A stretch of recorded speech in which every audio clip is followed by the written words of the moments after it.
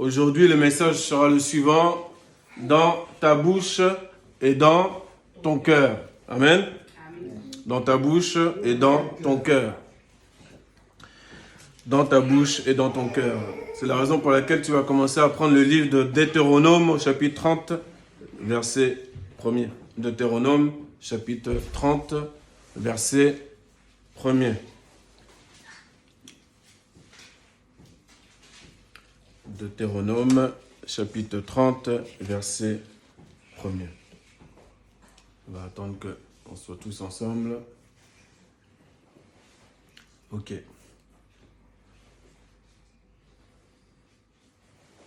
Nous y sommes tous, presque tous.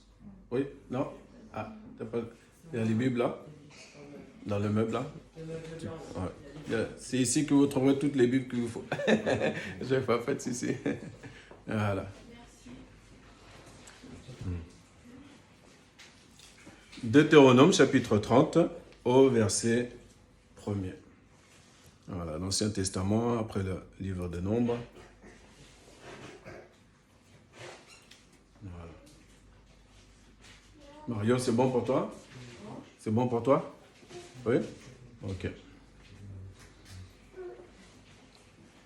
C'est parti. Que celui qui a des oreilles pour entendre, entende. La parole de Dieu qui est adressée donc à son peuple Israël en son temps, qui est la parole qui t'est adressée aujourd'hui. Tu le verras très bien dans la suite. Lorsque toutes ces choses t'arriveront, la bénédiction et la malédiction que je mets devant toi, si tu les prends à cœur au milieu de toutes les nations chez lesquelles l'Éternel ton Dieu t'aura chassé, si tu reviens à l'Éternel ton Dieu et si tu obéis à sa voix, de tout ton cœur et de toute ton âme, toi et tes enfants, selon tout ce que je te prescris aujourd'hui, alors l'Éternel ton Dieu ramènera tes captifs et aura compassion de toi. Il te rassemblera encore du milieu de tous les peuples chez lesquels l'Éternel ton Dieu t'aura dispersé. Au verset 2, l'Éternel dit, toi et tes enfants. S'il y a des enfants ici qui sachent que le commandement qui a été donné à leurs parents, c'est qu'ils reviennent à l'Éternel de tout leur Dieu, de tout leur cœur, de toute leur âme, mais même de toute leur pensée, pour eux-mêmes, mais aussi pour les enfants. Verset 4. Quand tu serais exilé à l'autre extrémité du ciel, l'Éternel ton Dieu te rassemblera de là. Et c'est là qu'il t'ira chercher. L'Éternel ton Dieu te ramènera dans le pays que possédaient tes pères, et tu le posséderas. Il te fera du bien et te rendra plus nombreux que tes pères. L'Éternel ton Dieu circoncira ton cœur. Oui, on est dans l'Ancien Testament, on ne parle pas de la circoncision de la chair, on parle déjà, il y a déjà la profondeur de Dieu qui précise que c'est la circoncision du cœur. L'Éternel ton Dieu circoncira ton cœur et le cœur de ta postérité. Et tu aimeras l'Éternel ton Dieu de tout ton cœur et de toute ton âme, afin que tu vives. L'Éternel ton Dieu fera tomber toutes ces malédictions sur tes ennemis, sur ceux qui t'auront haï et persécuté. Et toi, tu reviendras à l'Éternel, tu obéiras à sa voix et tu mettras en pratique tous ces commandements que je te prescris aujourd'hui. L'Éternel ton Dieu te comblera de bien, en faisant prospérer tout le travail de tes mains, le fruit de tes entrailles, le fruit de tes troupeaux et le fruit de ton sol, car l'Éternel prendra de nouveau plaisir à ton bonheur, comme il prenait plaisir à celui de tes pères. Est-ce que Dieu est méchant? Non. C'est sûr? Ok. Je relis. Verset 9. À partir du moment où je reviens de tout mon cœur, toute mon âme, toute ma force, tout entier à Dieu, l'Éternel, ton Dieu, dit quoi? Il dit qu'il va me combler de bien, il va me faire prospérer de tout le travail de mes mains, du fruit de mes entrailles, donc mes enfants aussi seront bénis, le fruit des troupeaux, les fruits du sol, car l'Éternel prendra de nouveau plaisir à mon bonheur, comme il prenait plaisir à celui de mes pères. Verset 10. Lorsque tu obéiras à la voix de l'Éternel ton Dieu, en observant ses commandements et ses ordres écrits dans ce livre de la loi, lorsque tu reviendras à l'Éternel ton Dieu de tout ton cœur et de toute ton âme, ce commandement que je te prescris aujourd'hui, écoutez bien, ce commandement que je te prescris aujourd'hui n'est certainement point au-dessus de tes forces et hors de ta portée. C'est pas si difficile que ça de revenir à Dieu de tout son cœur, toute son âme, de toute sa pensée. Et ça vous fait rappeler la parole aussi qu'il y a dans le Nouveau Testament qui parle des commandements de l'Éternel qui ne sont pas pénibles. Ils ne sont pas pénibles. La situation, l'écart qu'il y a entre ce que je devrais être et ce que je suis, qui m'amène dans une situation de stress et donc de comportement qui n'est pas correct, démontre que j'ai oublié, en vérité, que Dieu est amour et que tout ce qui me prescrit, c'est par amour et qui veut prendre plaisir à mon bonheur. Donc, il va m'aider. Il va m'aider. Il va m'aider à atteindre celui que je dois être. Et celui que je dois être, c'est le nouvel Adam, c'est-à-dire c'est Christ formé en moi. On aimerait bien que ce soit en un clin d'œil. Hein? Ah oui, ça serait plus simple. Mais ce n'est pas comme ça que ça se passe. Il y a un parcours que Dieu prévoit pour chacun, un chemin que prévoit pour chacun, qui amène au seul chemin qu'est Jésus-Christ. Mais nous avons chacun une manière d'y arriver. Et chacun des épreuves, des exercices pratiques, comme j'aime le répéter, qui met devant nous pour qu'on puisse toujours se rapprocher de Christ.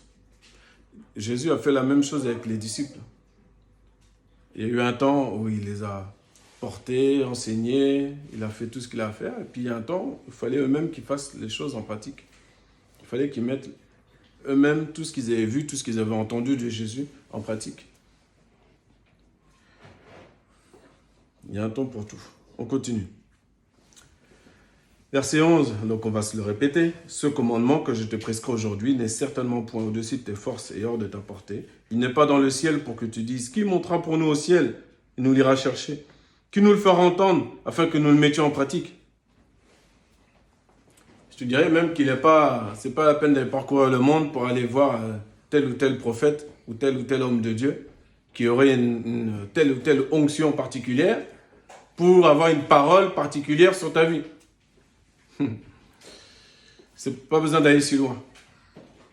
Tu peux aller au plus près dans la parole. Verset 13. Il n'est pas de l'autre côté de la mer pour que tu dises, qui passera pour nous de l'autre côté de la mer et nous l'ira chercher? Qui nous le fera entendre afin que nous le mettions en pratique? C'est une chose au contraire qui est tout près de toi. Dans ta bouche et dans ton cœur. Afin que tu la mettes en pratique. C'est une chose, au contraire, qui est tout près de toi, dans ta bouche et dans ton cœur, afin que tu la mettes en pratique. Est-ce que tout le monde comprend dans ta bouche? Dans le cœur, c'est assez aisé de comprendre, je pense. Même si on ne va pas forcément mettre tous les mots précis qui définissent notre pensée par rapport au cœur, on peut le comprendre. Maintenant, dans ta bouche, je dois entendre quelque chose, mais on me dit que c'est dans ma bouche.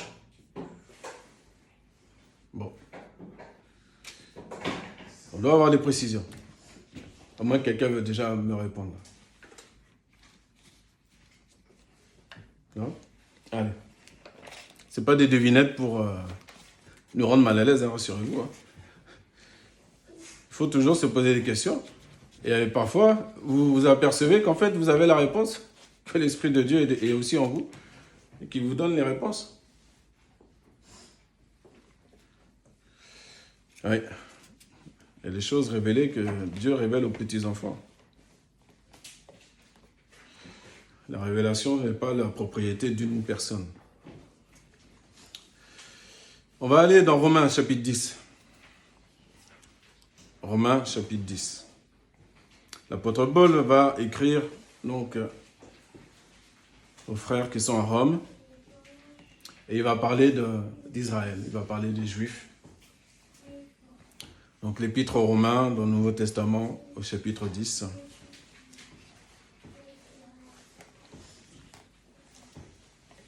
Il faut que je sache, quand je lis la parole de Dieu, de temps en temps, je dois comme être à l'école, entre guillemets.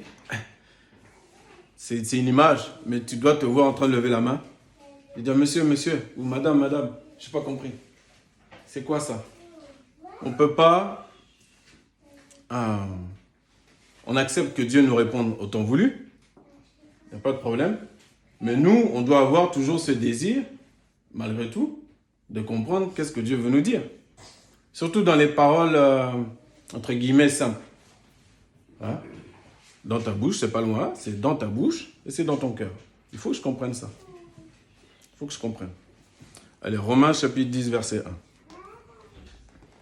Frères, le vœu de mon cœur et ma prière à Dieu pour eux, c'est qu'ils soient sauvés. Je leur rends le témoignage qu'ils ont du zèle pour Dieu, mais sans intelligence. Vous savez que les Juifs, jusqu'à aujourd'hui, ils ont beaucoup de zèle, pour la plupart en tout cas, ceux qui sont religieux, ils ont beaucoup de zèle pour Dieu. Dans les commandements, dans les actions à faire, dans la réalisation du Shabbat, dans la réalisation de toutes les mitzvot, comme ils disent, les commandements. Ils sont zélés. Mais c'est sans intelligence, parce qu'il n'y a pas une profonde compréhension. Donc, qu'est-ce que je suis en train de faire? Qu'est-ce que ça signifie que le jour de Shabbat, je ne dois pas allumer la lumière? Qu'est-ce que ça signifie que je ne dois pas travailler? Qu'est-ce que cette profondeur de cette signification du Shabbat? Toi qui es assis là, tu peux te proclamer un Shabbat un mardi. Tu peux te proclamer un Shabbat quand tu veux. Pour ça, il faut que tu puisses avoir la pleine compréhension de ce que tu es en train de faire. Tout comme il ne sert à rien de jeûner et de prier si tu ne comprends même pas ce que tu es en train de faire. Tu peux le faire, mais de manière religieuse aussi. Tu as mis une croix sur ton calendrier. Voilà. Non, il faut avoir la pleine compréhension de ce que nous faisons. C'est important. Donc Paul raconte cela. Il voit effectivement, il y a du zèle. Ok. Maintenant, ce zèle-là, il est sans intelligence. Pourquoi? Verset 3. Ne connaissant pas la justice de Dieu et cherchant à établir leur propre justice, ils ne se sont pas soumis à la justice de Dieu.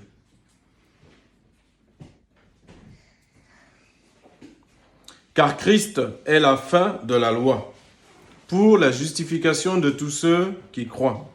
En effet, Moïse définit ainsi la justice qui vient de la loi. L'homme qui mettra ces choses en pratique vivra par elles. C'est ce qui est écrit dans la loi. Donc, comme c'est écrit dans la loi, eh ben, ils le font. Il faut que je fasse Shabbat, il faut que je fasse telle ou telle chose, il faut que je fasse telle fête, il faut que je suive toutes les directives, il faut que je m'habille d'une manière précise, etc., etc. Bon. Verset 6. Mais voici comment parle la justice qui vient de la foi. C'est celle-là qui te sauve. La justice qui vient de la foi.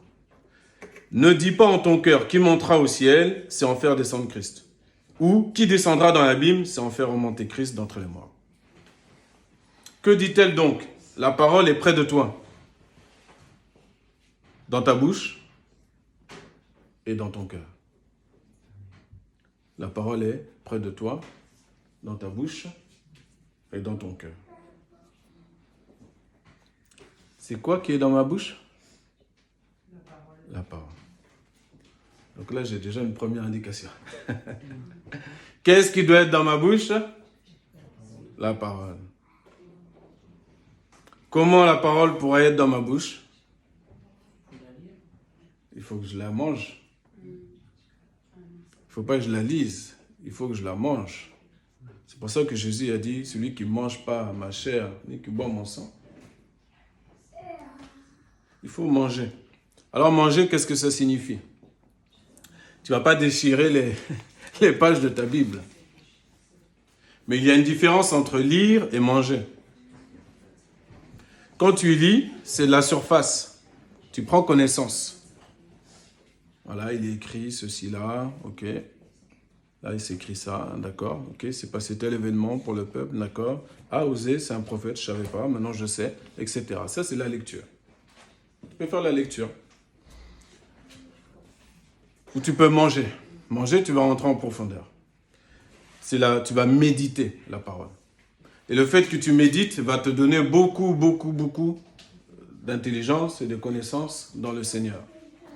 Dans les psaumes, il est écrit, David qui parle, « J'ai plus d'intelligence que tous ceux qui m'enseignent », c'est-à-dire les plus anciens. À l'époque, contextuellement, ce n'est pas les petits comme Nathanaël qui vont enseigner les adultes. Hein.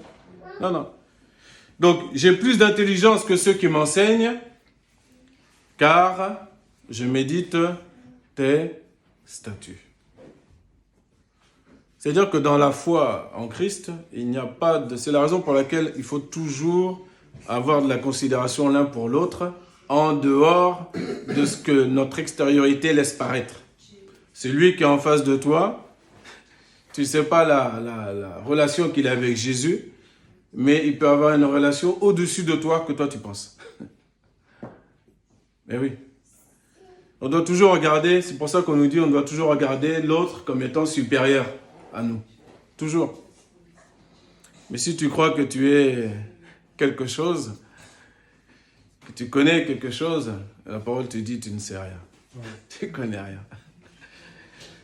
Mais plus tu es humble, plus Dieu t'élève et plus Dieu te révèle sa parole. La parole doit être révélée.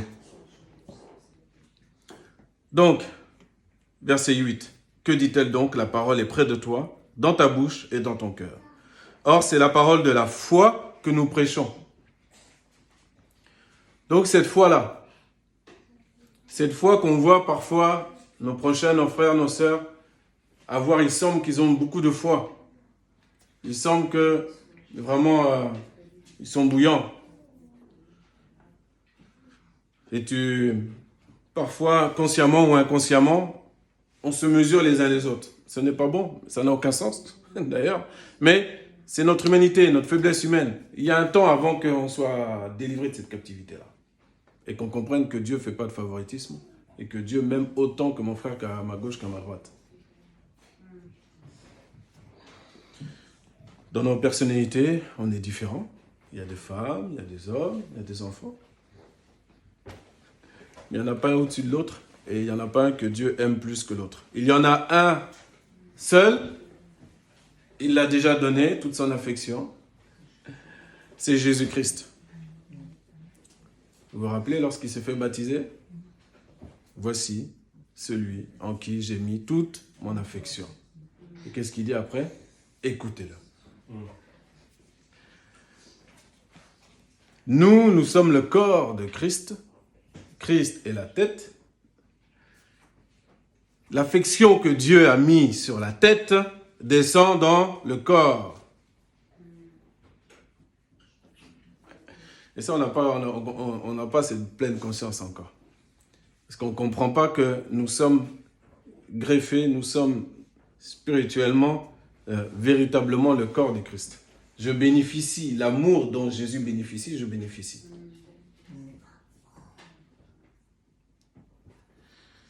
C'est simplement son statut, ce qu'il est dans le royaume des cieux. Moi, je ne suis pas. Je suis le corps. Je suis dans le corps. Je ne suis pas la tête. C'est ça la différence. Donc, j'écoute la tête.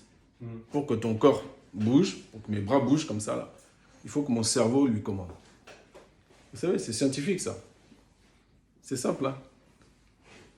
C'est le cerveau qui commande les membres. C'est pas la main qui dit, tiens, je vais faire bouger là, je vais bouger là. Non. Quand vous voyez ça, des personnes qui malheureusement ont eu des accidents de voiture, qui peuvent devenir paraplégiques, qui peuvent sortir quand même du fauteuil, mais qui ne marche pas droit, c'est qu'il y a une mauvaise connexion au niveau du cerveau. Et donc, il marche. Vous voyez comment il marche. Je ne sais pas besoin d'imiter. Ça fait mal au cœur. Vous les voyez comment il marche. D'accord? C'est pas coordonné. Parce que le cerveau n'est pas en bon état. L'amour dont Jésus bénéficie, dont la tête bénéficie, le corps bénéficie. Amen. Amen. Verset 9. Parce qu'on est toujours, il faut qu'on sache qu'est-ce qui doit être dans notre bouche. On a dit, il y a la parole, ok. Mais maintenant, qu'est-ce que je vais exprimer aussi? Qu'est-ce que je dois exprimer avec ma bouche? Verset 9. Si tu confesses de ta bouche le Seigneur Jésus, et si tu crois dans ton cœur que Dieu l'a ressuscité des morts, tu seras sauvé. Amen.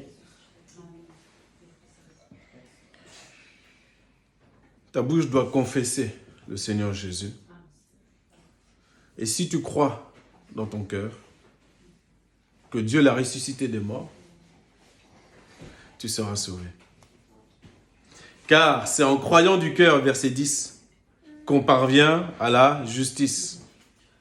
Et c'est en confessant de la bouche qu'on parvient au salut, selon ce que dit l'Écriture.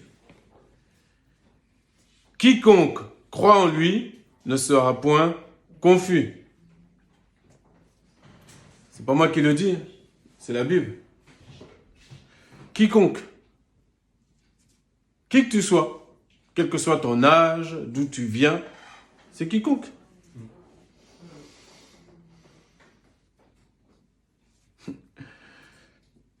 Donc là où tu es assis à ta place, si tu confesses le Seigneur Jésus dans ta vie, tu confesses qu'il est ton Seigneur, ton Sauveur. Si tu crois dans ton cœur, c'est-à-dire c'est profond, c'est pas la surface. Si tu crois dans ton cœur et que tu es résolu dans ton cœur de le suivre, si tu crois en lui, dans sa personne, si tu crois qu'il est vraiment ressuscité, eh bien, tu ne seras pas confus. Il poursuit. Il n'y a aucune différence, en effet, entre le juif et le grec, puisqu'ils ont tous un même Seigneur, qui est riche pour tous ceux qui l'invoquent. Il n'y a pas de différence entre un Roumain, un Bulgare, un Tchadien, un Haïtien, un Martiniquais, ou quelqu'un qui vit dans le Cantal.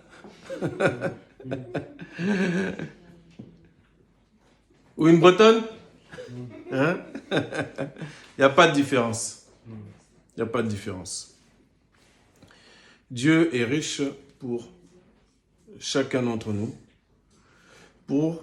Il précise, pour tous ceux qui l'invoquent. Il faut que tu invoques le nom de Jésus. Amen. Il ne faut pas juste que tu saches, ça c'est la surface. Oui, je sais qu'il y a un Dieu qui existe, je sais que oui, un jour il y a un personnage qui s'appelle Jésus est venu. Et puis c'est vrai, même dans le monde entier, encore aujourd'hui, on dit avant Jésus-Christ, après Jésus-Christ, etc., etc. C'est pas suffisant. Il faut que tu confesses de ta bouche. Il faut que tu invoques le nom du Seigneur afin d'être sauvé. Le fait que tu sois sauvé, le fait que ce soit ton premier mouvement qui va t'emmener ensuite pour ce qu'il est à suivre Jésus-Christ, tu vas recevoir toutes les bénédictions de Deutéronome 30. Ça va venir tranquillement, naturellement. Naturellement. Car quiconque invoquera le nom du Seigneur sera sauvé. Ça, c'est un rappel pour nous, pour finir. Et c'est aussi un rappel pour lorsqu'on veut évangéliser ou qu'on a une occasion de témoigner. Soyez assez le plus rapide possible pour que le nom de Jésus intervienne dans vos discussions. Et qu'on n'est pas censé voir tout de suite à un instant T, et pour ensuite le filmer et puis le mettre tout de suite sur les réseaux sociaux, combien j'ai super bien évangélisé. Hein? Laissons ça, il y a des gens qui aiment ça. On va leur laisser ce spectacle, il n'y a pas de souci. Mais moi, ce que je dois là où je dois être concentré surtout, c'est qu'est-ce qui est sorti de ma bouche? Est-ce que j'ai annoncé Jésus? Et est-ce que j'ai bien précisé à la personne là que Dieu l'aime et que il faut que, autant convenable, autant qu'elle y pensera, je ne sais pas comme moi, mais il faut qu'elle puisse invoquer le nom de Jésus un jour dans sa vie. Et ce n'est pas forcément tout de suite devant moi quand je suis en train de lui parler. Mais il faut qu'elle entende ça. Il faut que son esprit entende ça. C'est important. Pourquoi il faut que son esprit entende?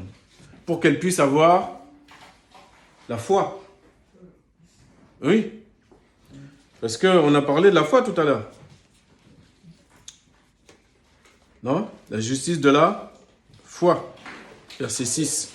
Mais voici comment on parle de la justice qui vient de la foi.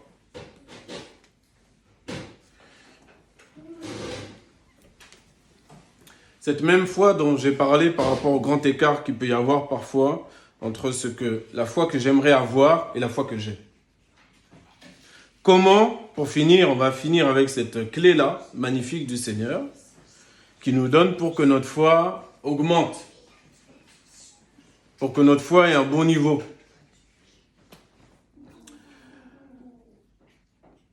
La foi, verset 17, vient de ce qu'on entend. Et ce qu'on entend vient de la parole de Christ, la parole de Dieu. La foi, elle vient d'où? De ce que j'entends. Et ce que j'entends vient de la parole de Christ. Donc, tous ceux qui prêchent la parole doivent prêcher la parole de Christ. C'est aussi simple que ça. On n'est pas là pour prêcher et raconter nos vies, nos exploits, nos malheurs, nos déboires. Non, non, non. La parole de Christ. Ce sera déjà bien, déjà. Si on est concentré déjà là-dessus, ce sera déjà pas mal. La parole de Christ. Tu veux augmenter ta foi? Le fait que tu sois régulier, premièrement, toi-même avec ton Dieu. Quand tu ouvres la parole de Dieu, tu l'entends, il te parle. Que tu sois régulier, puisque c'est premièrement Dieu. Tu aimeras le Seigneur, ton Dieu. Ensuite, tu vas aimer ton prochain. Et si j'aime mon prochain, si je le vois une fois dans l'année, je ne sais pas comment je peux dire que je l'aime. Il y a des gens comme ça, ils disent, oui, je t'aime mon frère. Oui. Bon. Tu le vois une fois tous les 10 ans. Ou tu vas avoir un petit coup de fil tous les 10 ans. Ou seulement quand ils ont besoin. Voilà pourquoi ils t'aiment. C'est pas grave. C'est arrivé à Jésus. Et ça arrive à nous aussi. Mais ce qui compte surtout, plus que ces événements-là, ce qui compte, c'est ce que Dieu dit. Aujourd'hui, le Seigneur, il veut ramener son peuple à lui. Il veut le ramener non pas pour le mettre à la queue, mais à la tête, mais pour qu'il puisse, il a la tête parce qu'il doit accomplir des commandements. Il doit accomplir des choses. Si Dieu t'a appelé ici, c'est parce que tu dois accomplir des choses qu'il a prévues pour toi, pour que tu puisses briller dans le monde. Mais tu vas pouvoir le faire uniquement comme Dieu veut que tu le fasses. Et si tu veux avoir la foi, et parfois, et moi je peux le comprendre, parce que plus jeune aussi, je me disais, parfois, on n'a pas la pression, mais les paroles qu'on prononce devant le pupitre peuvent être très fortes, trop fortes, ou paraissent inatteignables. Mais en vérité, non. La parole est près de toi, dans ta bouche et dans ton cœur. Amen. Amen. Prions le Seigneur.